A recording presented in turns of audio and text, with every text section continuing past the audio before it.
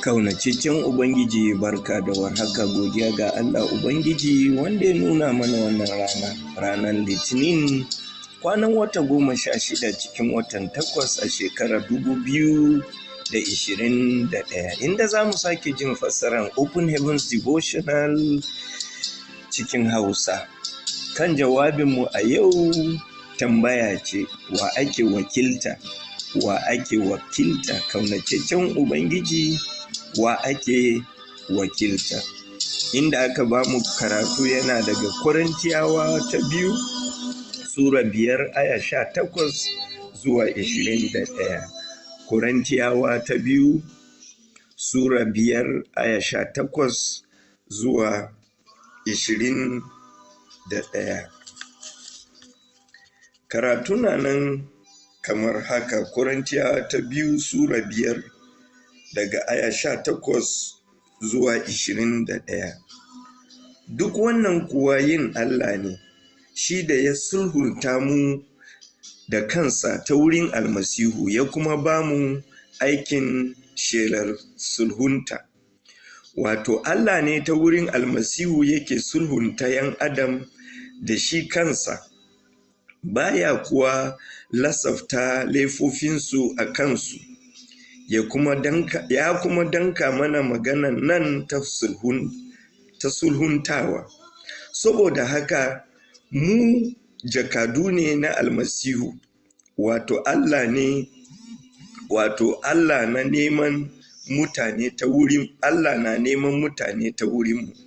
Muna roƙonku a madadin almasihu ku sulhunta da Allah, shi da bai san zunubi ba. Allah ya mai da shi zunubi saboda mu, domin mu samu adalcin Allah ta wurinsa. Bari Ubangiji Allah ya albarkaci karatunsa, amin. Nasi kuma tana daga Bitrus ta fari Sura 2 aya 9.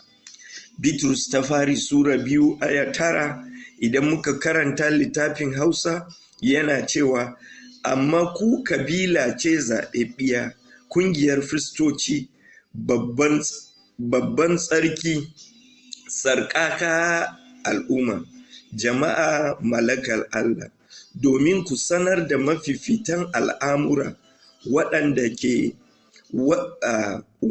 da ya kirawo ku daga cikin duhu kuka shiga maɗaukakin haskensa. Bitrus ta fari Sura 2 aya 9. Amma ku kabila ce zaɓaɓɓiya, ƙungiyar firistoci, babban tsarki, tsarkakar al'umma, jama'ar mallakar Allah, domin ku sanar da mafifitan al'amura wannan da ya kirawo ku daga cikin duhu kuka shiga maɗaukakin haske. Kaunatattun Ubangiji, wannan Bitrus ta fari Sura 2 aya 9, idan za a yi fassarar kalma da kalma daga Turanci yana cewa, amma ku tsara ce zaɓaɓɓiya, wato zaɓaɓɓiyar tsara, ƙungiyar firistoci, babban sarki, tsarkakar al'umma, jama'a mallakar Allah, domin ku sanar da mafifitan al'amura wanda ya kirawo ku daga cikin duhu kuka shiga maɗaukakin haskensa. Bari Ubangiji Allah ya albarkaci wannan nasi, ya ba da fahimta a cikin sunan Yesu Kristi, amin. Kan jawabinmu ya ce, wa ake wakilta? A madadin wa kaunacecce ake rayuwa? Shin kowa na rayuwan kansa ne, ko kuma ana rayuwa domin Yesu Kristi? Bari mu ji sako da Ubangiji Allah ya bayar a yau akan wannan jawabin da aka tambaye mu, wa ake wakilta.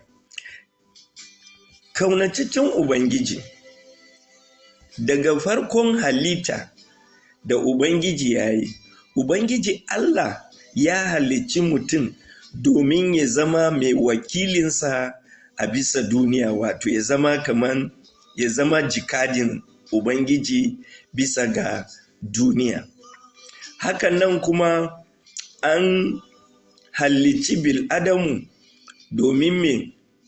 domin ya zamanto shine yake a madadin Ubangiji Allah a bisa duniya. Idan muka duba Farawa Sura 1 aya 26, Farawa Sura 1 aya 26, yayin da Ubangiji Allah zai halicci mutum, mun ga cewa a cikin Farawa Sura 1 aya 26, Ubangiji Allah ya ce bari mu yi mutum cikin siffarmu, haka kuma mu yi mutum cikin kamaninmu, wato an yi mutum cikin siffar Allah da kuma kamaninsa.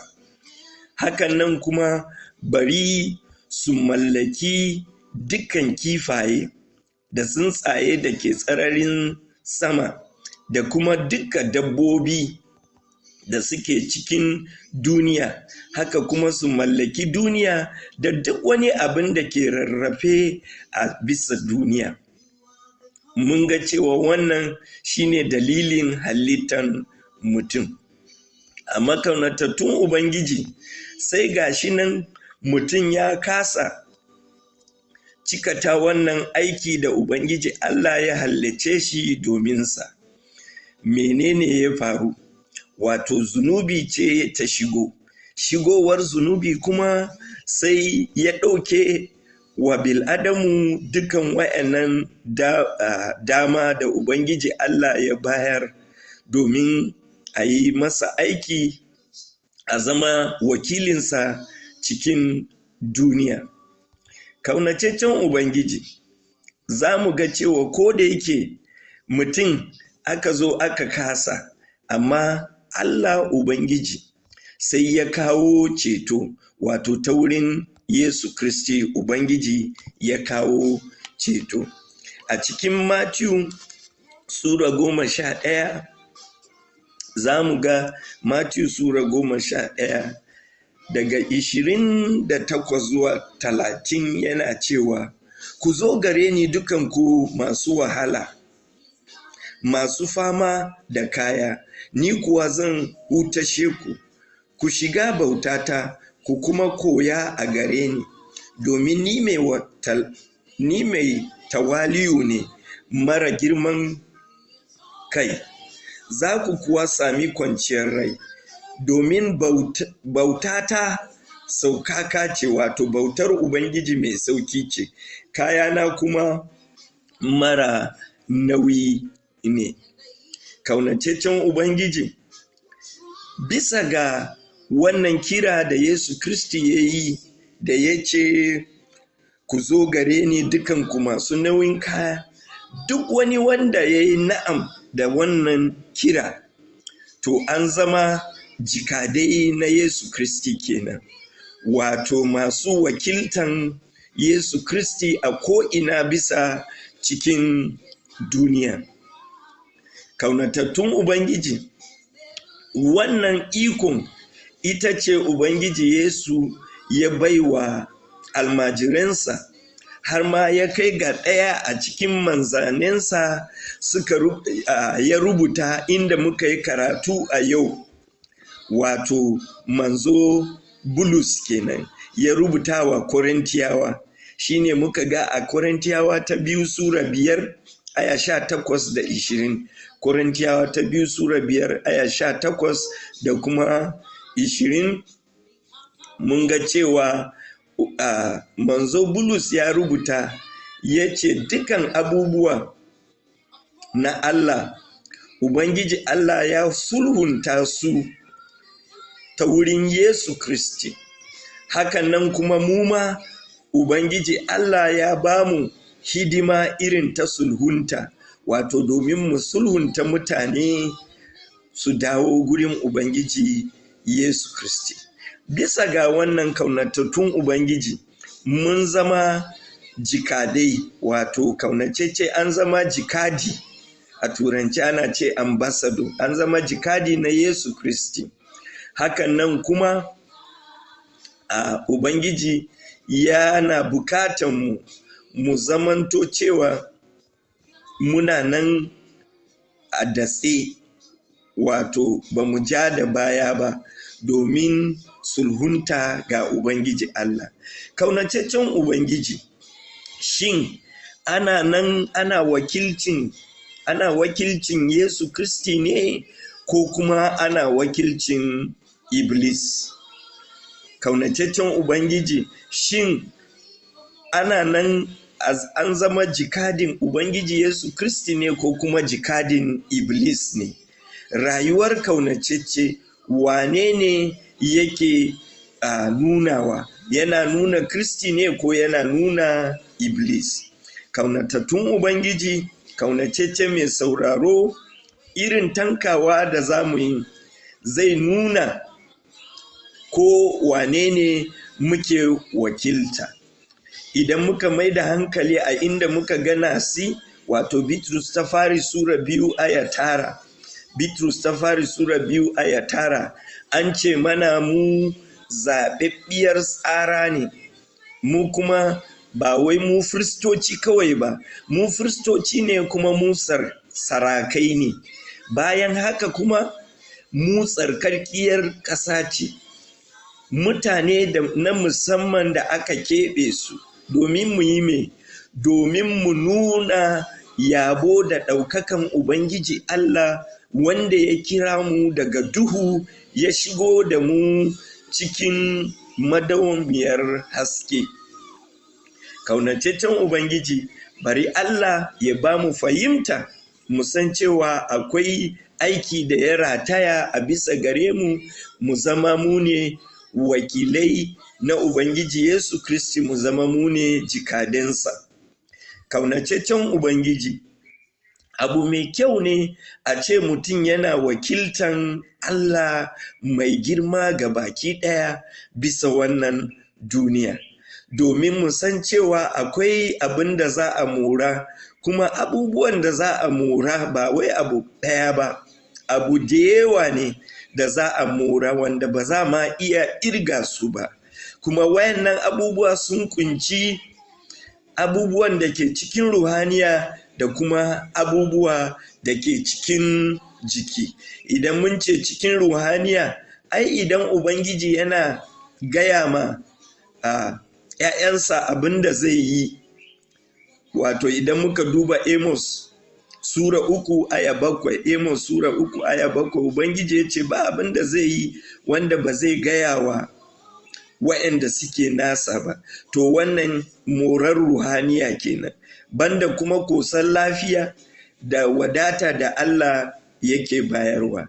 Kaunatattun Ubangiji, bari mu zama jikaden Ubangiji, mu wakilce shi bisa wannan duniya, domin mu san cewa akwai albarku da yawa. Banda albarkun nan kuma za mu yi wannan domin muna so mu nuna mu ma cewa mun kaunaci Ubangijinmu kamar yadda ya nuna mana kauna. Kaunataccen Ubangiji, abinda ake biɗa daga gare mu shine mu yi rayuwa irin ta Ubangiji bisa ga kira da aka yi mana kira. Wato ko da menene fannin rayuwarmu, mu san cewa muna yin shi da tsoron Ubangiji. Kada mu kawo kunya ga shi wanda ya kirawo mu, wato wanda ya kwato mu daga zunubi, daga duhu ya shigar da mu haske. A'a, kada mu kawo masa kunya. Don haka mu tuna cewa ya kirawo mu bisa ga nasin da muka gani a Bitrus ta fari Sura 2 aya 9. Bitrus ta fari Sura 2 aya 9 ya ce ya kirawo mu ne domin mu nuna ɗaukakansa, wato mu nuna yabonsa ga dukkan jama'a. Bari Ubangiji Allah ya ba da zarafin cika ta wannan. Amin. Kaunataccen Ubangiji, ina addu'a a yau cewa kada wani ya rasa bin wannan umarni ko doka na zama wakilin Ubangiji. kada mu kasa kamar yadda mutumin farko ya kasa, wato Adamu da Hawwawu suka kasa. Bari Ubangiji ya ɗauke wannan a cikin sunan Yesu Kristi, amin. Inda aka ja hankalinmu a yau addu'a ce jan hankalinmu a yau. Addu'ar na nan kamar haka: ya Uba, ina roƙonka ka bani alherinka domin in zamanto cikakken jikadinka a dukkan lokacai a cikin sunan Yesu, amin. Maimaitawar addu'a: ya Uba, ina roƙonka ka bani alherinka domin in zama cikakken jikadi, wato jikadi mai gaskiya, in wakilce ka a dukkan lokaci a cikin sunan Yesu Kristi, amin. Kaunataccen Ubangiji, yau inda aka bamu karatun bishara a shekara, har yanzu muna cin gaba da zabura ne, daga zabura sura 105, 106 da kuma 107. Karatun bishara cikin shekara, zabura sura 105, 106 da kuma 107. Kaunataccen Ubangiji, mun shiga sabuwar kwana na makon aiki, wato litinin 16 cikin watan Agusta a wannan shekara 2021. Bari wannan rana ya zama mai alheri, mai wadata. Bari Ubangiji ya bi da mu zama wakilansa duk inda muke, ko da ma'aikata ne ko wurin kasuwanci, duk inda muka samu kanmu. Bari mu wakilci Ubangiji kamar yadda ya kamata cikin sunan Yesu Kristi, amin. Sai kuma gobe idan Allah ya kai mu, za mu sake jin wata fassara. Uwar salam.